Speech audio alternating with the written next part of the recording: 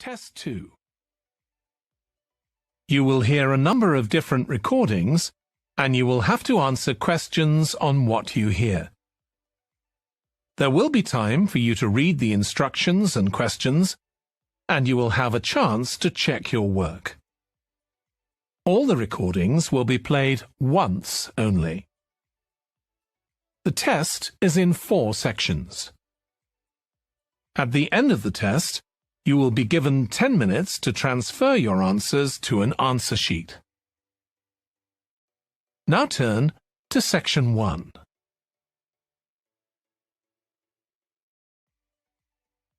Section 1. You will hear a woman phoning the secretary of a cycling club to find out about becoming a member. First, you have some time to look at questions 1 to 6.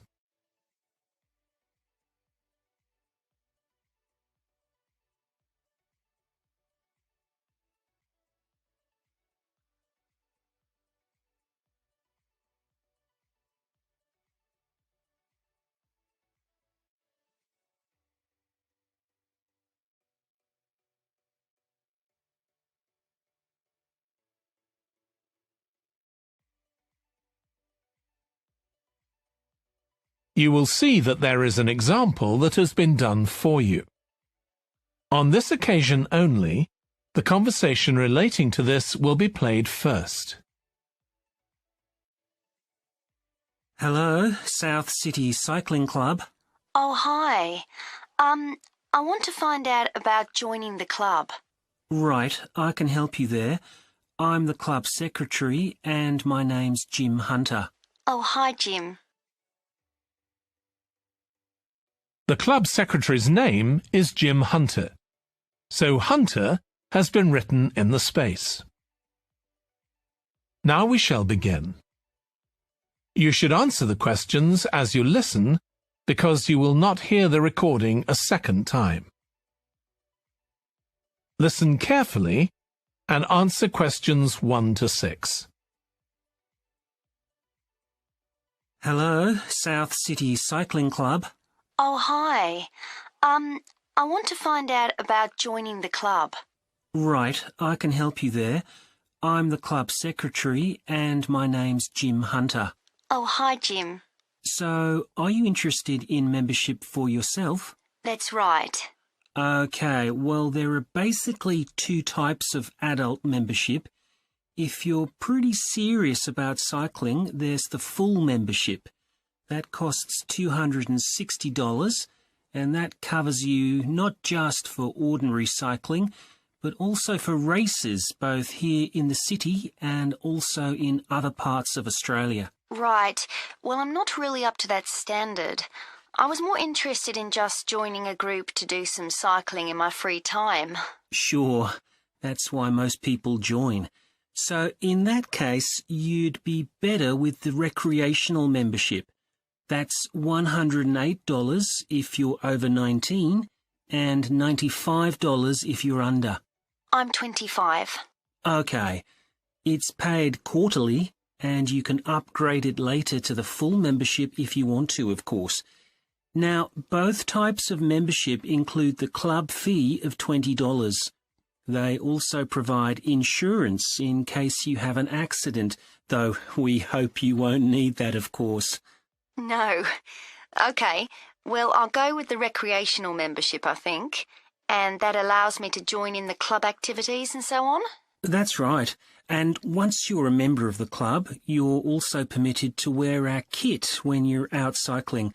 It's green and white. Yes, I've seen cyclists wearing it. So can I buy that at the club?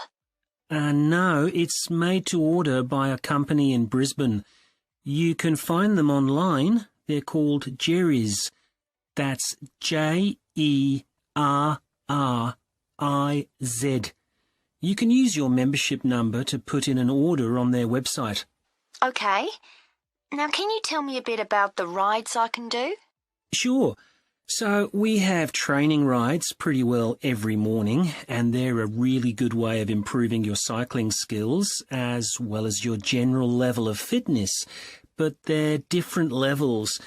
Level A is pretty fast. You're looking at about 30 or 35 kilometres an hour. If you can do about 25 kilometres an hour, you'd probably be level B. And then level C are the novices who stay at about 15 kilometres per hour. Right. Well, I reckon I'd be level B. So when are the sessions for that level? There are a couple each week. They're both early morning sessions. There's one on Tuesdays, and for that one you meet at 5:30 a.m, and the meeting point's the stadium. Do you know where that is? Yes, it's quite near my home, in fact. Okay, and how about the other one? That's on Thursdays. It starts at the same time, but they meet at the main gate to the park. Is that the one just past the shopping mall? That's it. Before you hear the rest of the conversation, you have some time to look at questions 7 to 10.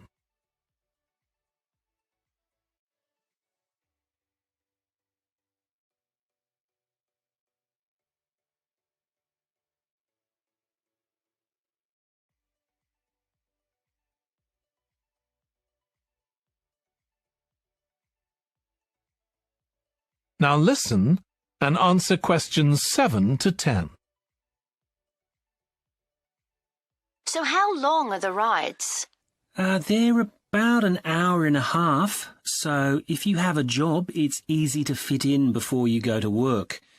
And the members often go somewhere for coffee afterwards, so it's quite a social event.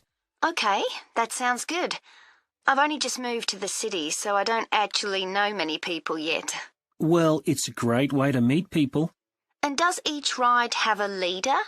Sometimes, but not always. But you don't really need one. The group members on the ride support one another anyway. How would we know where to go? If you check the club website, you'll see that the route for each ride is clearly marked. So you can just print that out and take it along with you. It's similar from one week to another, but it's not always exactly the same. And what do I need to bring? Well, bring a bottle of water and your phone. You shouldn't use it while you're cycling, but have it with you. Right. And in winter, it's well before sunrise when we set out, so you need to make sure your bike's got lights. That's okay. Well, thanks, Jim. I'd definitely like to join. So what's the best way of going about it? You can... That is the end of section 1. You now have half a minute to check your answers.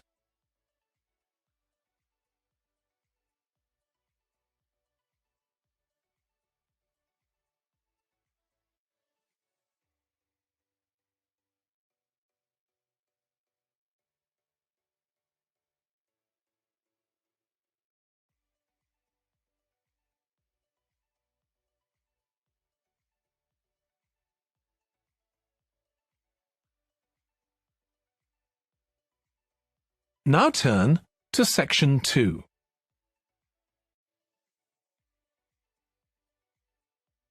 Section 2.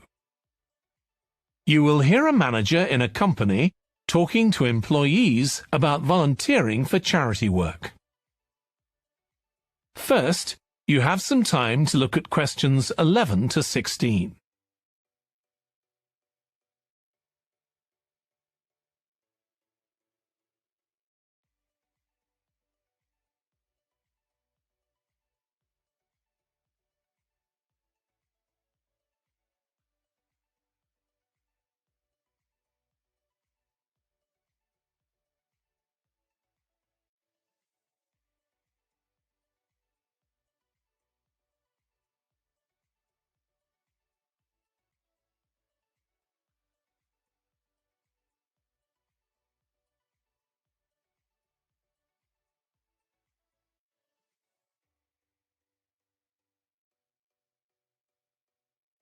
Now listen carefully and answer questions 11 to 16. Thanks for coming, everyone. Okay, so this meeting is for new staff and staff who haven't been involved with our volunteering projects yet. So, basically, the idea is that we allow staff to give up some of their work time to help on various charity projects to benefit the local community. We've been doing this for the last 5 years, and it's been very successful. Participating doesn't necessarily involve a huge time commitment. The company will pay for 8 hours of your time. That can be used over 1 or 2 days all at once, or spread over several months throughout the year. There are some staff who enjoy volunteering so much, they also give up their own free time for a couple of hours every week. It's completely up to you.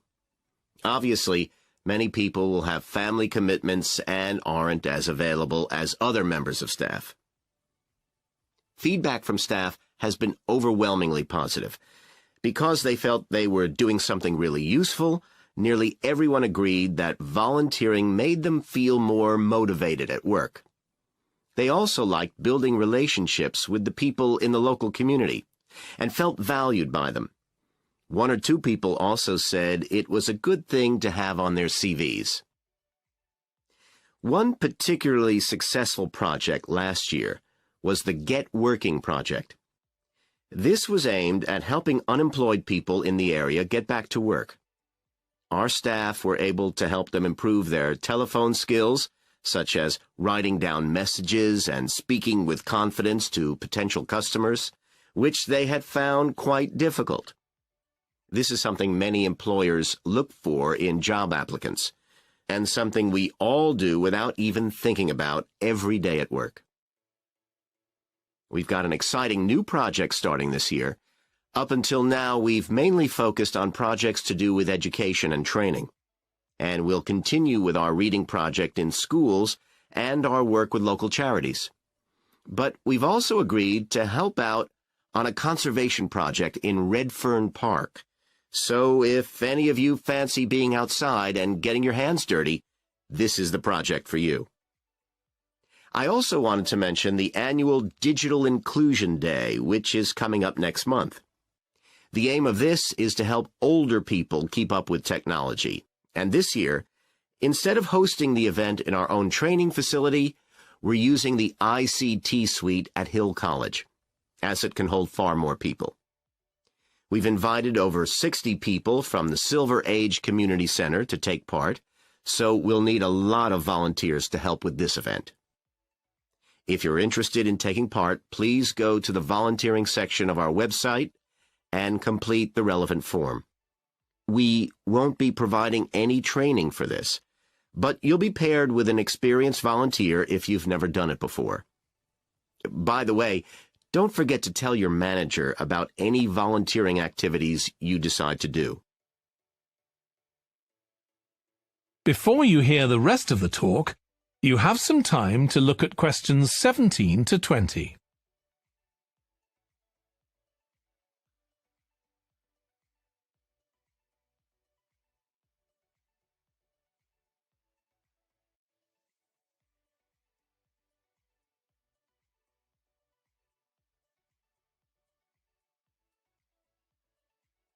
Now listen and answer questions 17 to 20.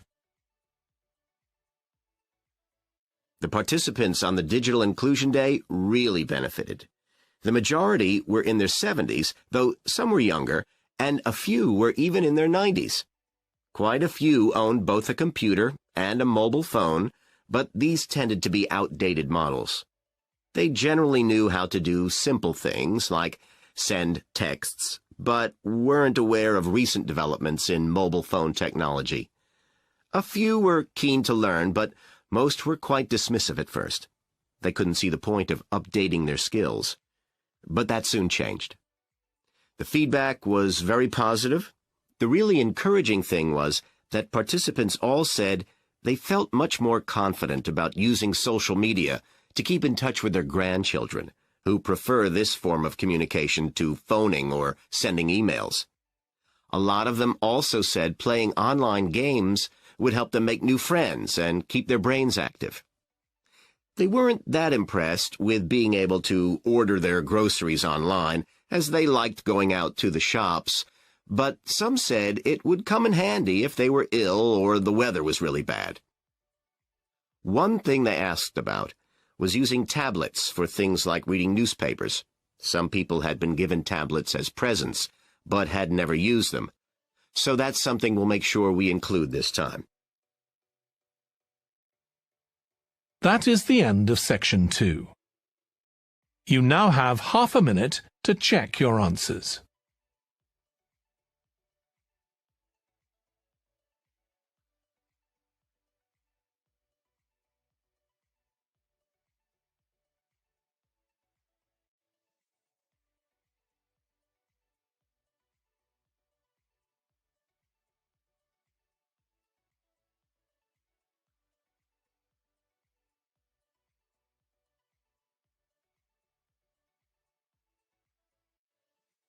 Now turn to Section 3.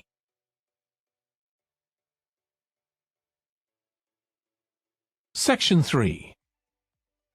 You will hear a student called Russ consulting his tutor about a presentation he is preparing on nanotechnology, the study of materials on an extremely small scale. First, you have some time to look at questions 21 to 25.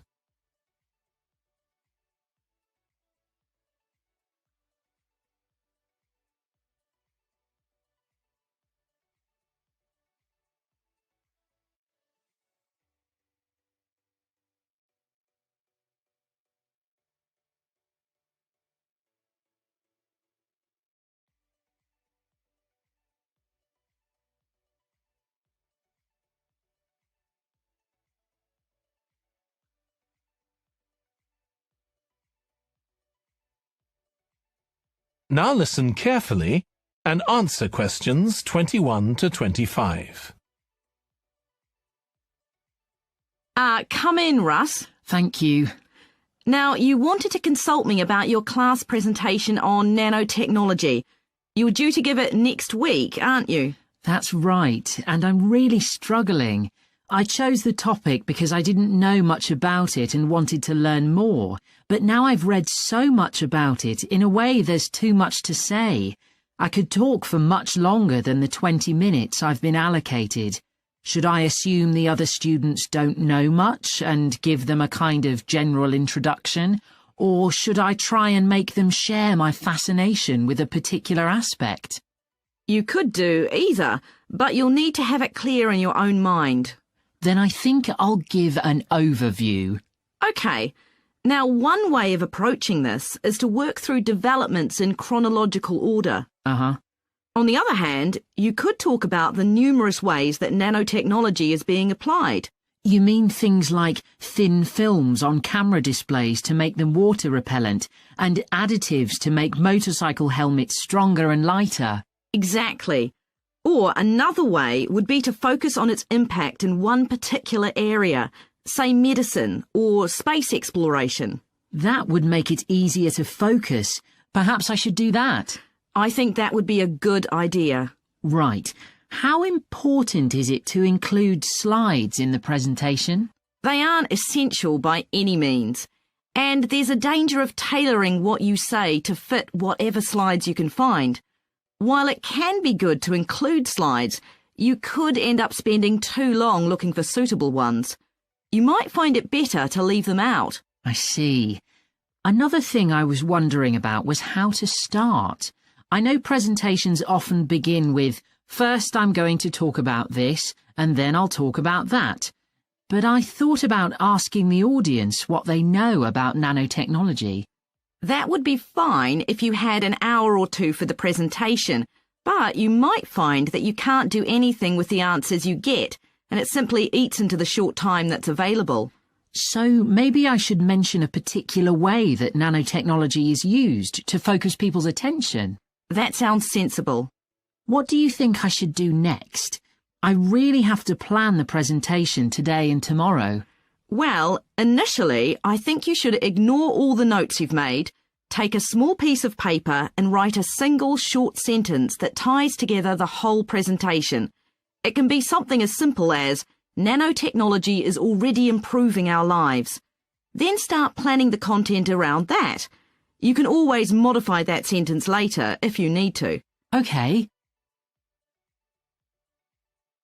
Before you hear the rest of the discussion, you have some time to look at questions 26 to 30.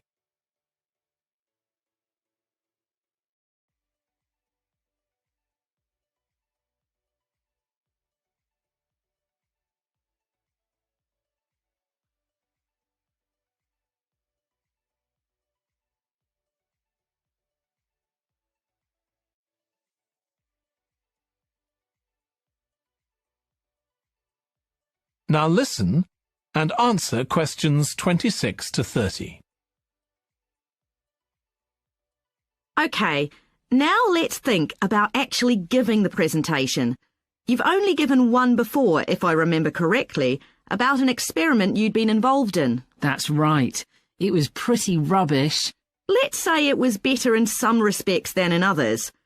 With regard to the structure, I felt that you ended rather abruptly, without rounding it off. Be careful not to do that in next week's presentation. OK. And you made very little eye contact with the audience because you were looking down at your notes most of the time. You need to be looking at the audience and only occasionally glancing at your notes. Your body language was a little odd. Every time you showed a slide, you turned your back on the audience so you could look at it. You should have been looking at your laptop. And you kept scratching your head, so I found myself wondering when you were next going to do that, instead of listening to what you were saying. Oh dear. What did you think of the language? I knew that not everyone was familiar with the subject, so I tried to make it as simple as I could. Yes, that came across. You used a few words that are specific to the field, but you always explained what they meant, so the audience wouldn't have had any difficulty understanding. Uh-huh. I must say, the handouts you prepared were well thought out. They were a good summary of your presentation, which people would have been able to refer to later on, so well done on that. Thank you. Well, I hope that helps you with next week's presentation. Yes, it will. Thanks a lot. I'll look forward to seeing a big improvement then.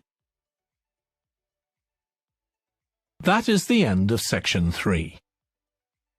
You now have half a minute to check your answers.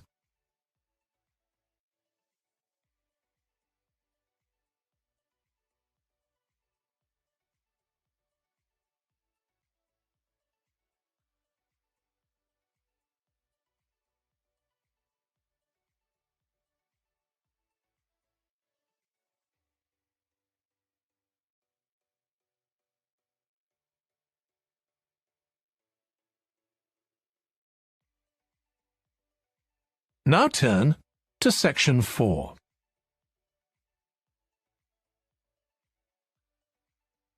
Section 4. You will hear a lecturer in psychology talking about a type of memory. First, you have some time to look at questions 31 to 40.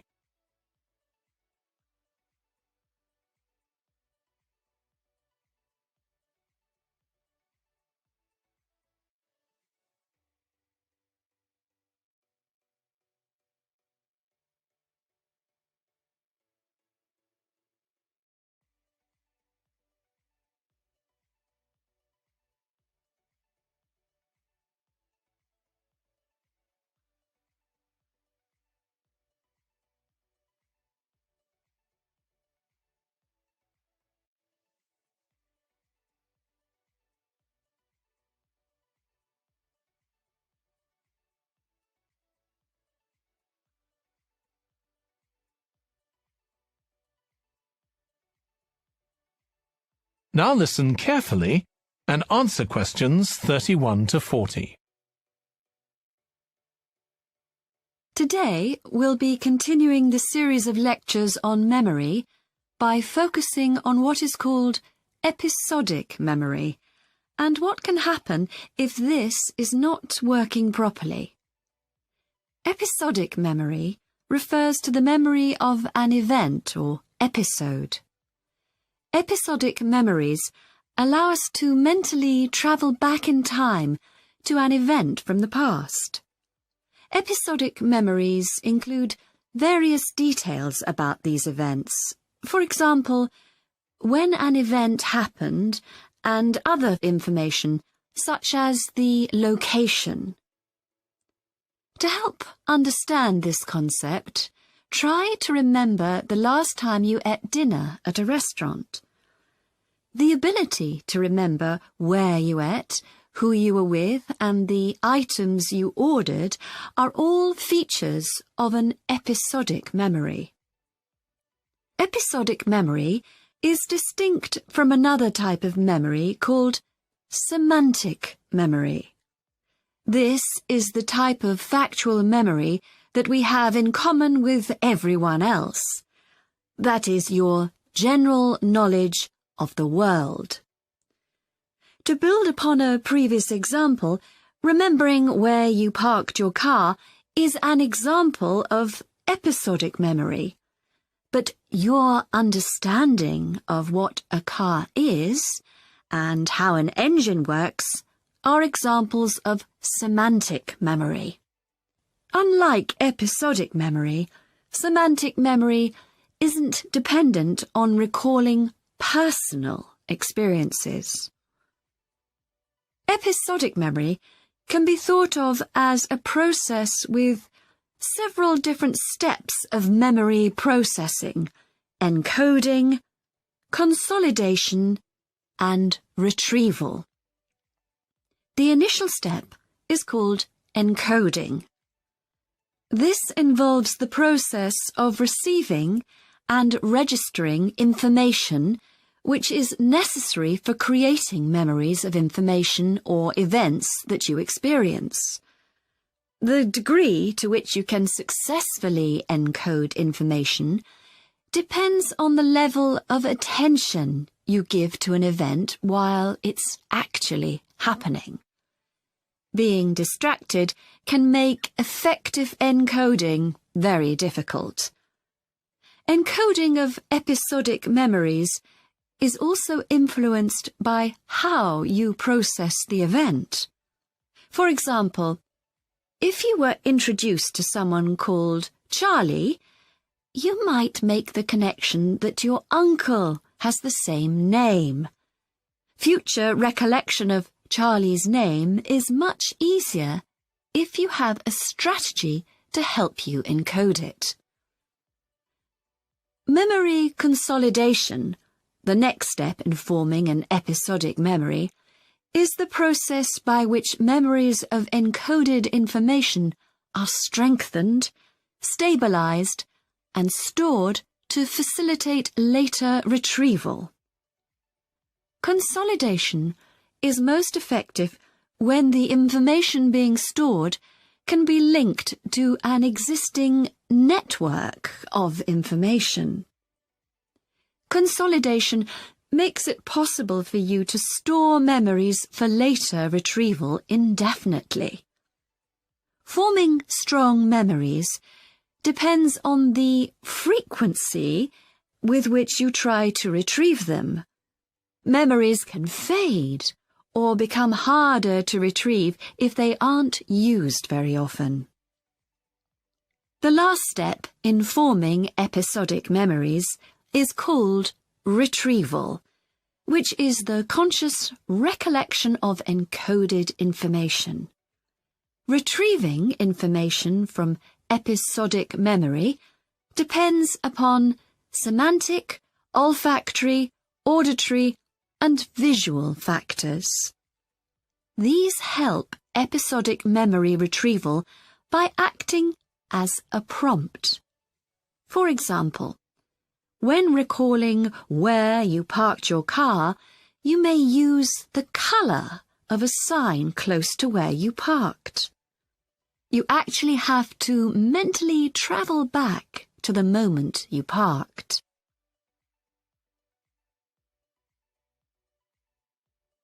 There are a wide range of neurological diseases and conditions that can affect episodic memory. These range from Alzheimer's to schizophrenia to autism.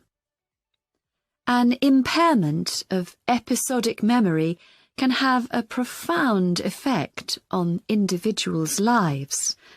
For example, the symptoms of schizophrenia can be reasonably well controlled by medication. However, patients' episodic memory may still be impaired, and so they are often unable to return to university or work. Recent studies have shown that computer-assisted games designed to keep the brain active can help improve their episodic memory. Episodic memories can help people connect with others, for instance by sharing intimate details about their past, something individuals with autism often have problems with. This may be caused by an absence of a sense of self. This is essential for the storage of episodic memory and has been found to be impaired in children with autism. Research has shown that treatments that improve memory may also have a positive impact on children's social development. One study looked at That is the end of section 4. You now have half a minute to check your answers.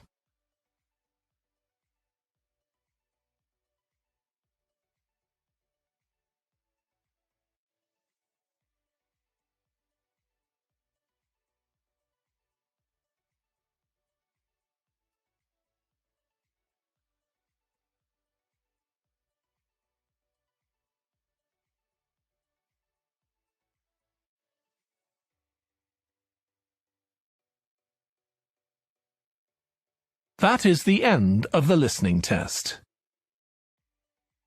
In the IELTS test, you would now have 10 minutes to transfer your answers to the answer sheet.